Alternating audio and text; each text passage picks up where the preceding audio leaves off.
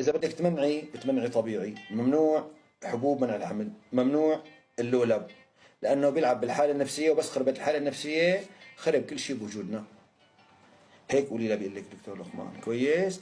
بعد منها قولي لها يا بنتي بيقول لك لازم تاكلي 90% خضار وفواكه و10% لحوم، ويفضل اللحوم السارحه، وعدم اكل لحم البقر. تمام. اذا غنم يا اما دجاج بدون جلده مشان الكوليسترول ما يسيطر علينا وبنصير يعصر علينا.